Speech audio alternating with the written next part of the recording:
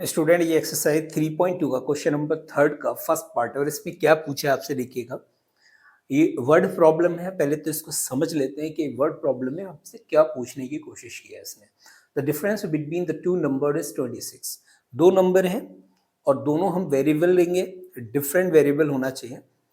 तो अब यहाँ पर क्या कह रहा है कि उन दोनों का जो डिफरेंस है वो 26 है और one number is thrice time 3 time the other number. तो पहले तो आप इसको फर्स्ट नंबर क्या मानेंगे, लेट फर्स्ट नंबर हम इसमें x मान लेते हैं। फर्स्ट नंबर x और सेकंड नंबर क्या हो जाएगा बाई, वेयर x की वैल्यू जो ग्रेटर होगी वो बाई से। ये ध्यान रखना है, ये बात इसलिए लिख रहे हैं क्योंकि किसी एक नंबर को तो हम लार्जर कंसीडर करेंगे ही, क्योंकि टू वेरिएबल है तो हमने अगर सिंगल वेरिएबल में करना था तो ये बहुत इजी क्वेश्चन हो जाता, बट हमको यहाँ पर डबल वेरिएबल में करना है। तो देखिए x ग्रेटर है बाई से, इसका मतलब x हमारा जो है लार्जर नंबर है, तो दोनों का जो डिफरेंस है वो कितना है 26। तो हम लिखेंगे x माइनस वाई इक्वल 26। क्या ये एक इक्वेशन नहीं बन सकते आपके? सिंपली है, क्योंकि दोनों का डिफरेंस बोला है इन्होंने ना 26 है। तो जो हमारा लार्जर नंबर है दैट इज x, जो फर्स्ट नंबर है वो x है, सेकंड नंबर बाई है, तो बड़ा नंबर यहाँ पर x हमने ग्रेटर देन वाले साइन से यहाँ पर कर रखा है। अब यहाँ पर देखिएगा less than greater than sign को भी आप समझ लीजिएगा, जहां पर ये जिस साइड में वो ये ओपन होता है उधर की वैल्यू लार्जर होती है। तो x माइनस वाई इक्वल हो जाएगा 26 के। अब अकॉर्डिंग टू सेकेंड इक्वेशन देखो इसने क्या बोलने की कोशिश की है, वो क्या कह रहा है, one number is thrice 3 time, एक नंबर x है एक नंबर y है। तो एक नंबर जो है वो थ्राइस है, थ्राइस का मतलब कौन सा नंबर होगा आप सोचो, जो लार्जर नंबर होगा वही तो छोटे वाले नंबर से, स्मॉलर नंबर से 3 टाइम होगा। तो इसका मतलब यह है अगर मैं यहाँ पर इक्वल का साइन लगाऊं और यहाँ पर 3 से मल्टीप्लाई, किससे, छोटे वाले में 3 से मल्टीप्लाई करेंगे तभी दोनों आपस में क्या हो जाएंगे, इक्वल हो जाएंगे। तो ये आपकी इक्वेशन हो गई सेकंड। इस सेकंड की वैल्यू यानी इस x की वैल्यू इस फर्स्ट में हम पुट करेंगे। तो देखिएगा ये हो जाएगा आपके पास 3y माइनस वाई इक्वल 26। तो ये हो जाएगा 2y इक्वल 26। अगर मैं y की वैल्यू यहाँ से फाइंड कर लूँ तो 26/2 इट मीन्स 13। तो y हमारे पास कितना आ गया, 13 आ गया। यहाँ से सॉल्व हो गया आसानी से। अब मैं यहाँ पर इस y की वैल्यू रखूँ तो यह क्या हो जाएगा, देखो x is equal to 3 into 13 कितना हो जाएगा 39। तो ये x की वैल्यू क्या आ गई 39।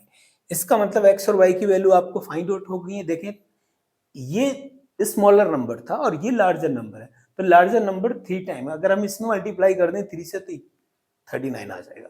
That's okay. तो क्वेश्चन नंबर थर्ड का जो फर्स्ट पार्ट है that is simple, but word problem है इसलिए आप इसको कंफ्यूज नहीं होना है, आसानी से इसको कर सकते हैं। दूसरा इसका एक पार्ट और है क्वेश्चन नंबर 3। अगर आपको लगता है कि नहीं आपको कोई दिक्कत आ रही है तो हमें कमेंट जरूर करेगा, हम उसकी भी सेपरेट वीडियो बनाएंगे और डेफिनेटली आपको करके दिखाएंगे। The larger of two supplementary angle, पहली बात तो उसने कहा supplementary angle, supplementary angles are those angles which have the sum of 180। ऐसे एंगल जिनका सम 180 होता है सप्लीमेंट्री एंगल कहलाते हैं।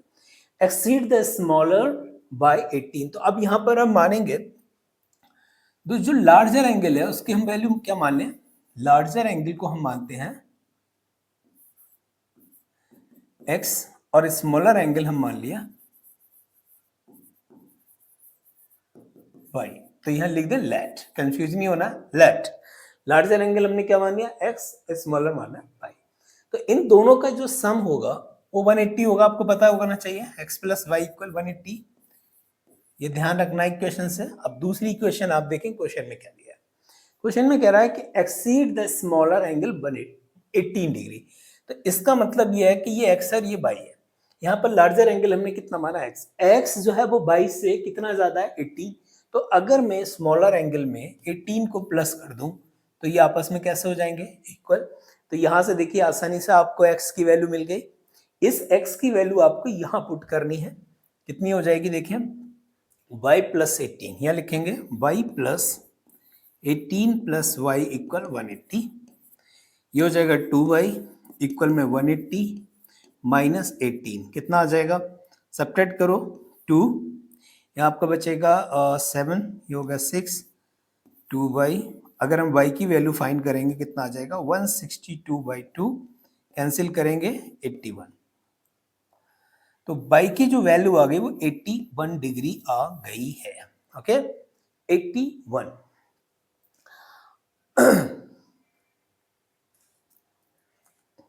देख लेना कोई दिक्कत तो नहीं है, कंफ्यूजन, अगर कहीं कैलकुलेशन में कोई दिक्कत होगी तो भी चेक कर लेंगे।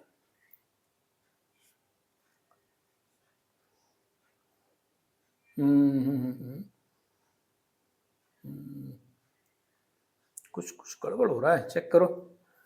180 हो गया, 180 हो गया, 18 को उधर लेके गए, यहाँ हो गया 2, यहाँ हो गया 6, 7 में से बन गया 6, 1 2, ठीक है, चलिए कोई नहीं, देखते हैं।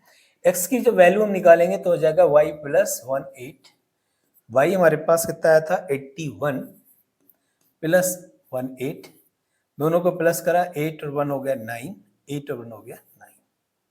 तो एक देखिए x की वैल्यू आपके पास कितनी आ गई 99 और y की वैल्यू आ गई 81। आपको आंसर अपना अगर प्रूव करके देखना है तो इन दोनों को सम करके देख लो, सम करके देखेंगे तो कितना आएगा 180 आएगा, 81 91 99,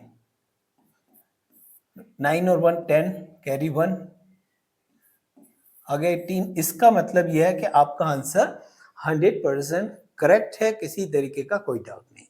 x यहां पर भी अगर आप y की वैल्यू रखेंगे या x y की वैल्यू रखेंगे तो दोनों आपस में इक्वल आ जाएंगे।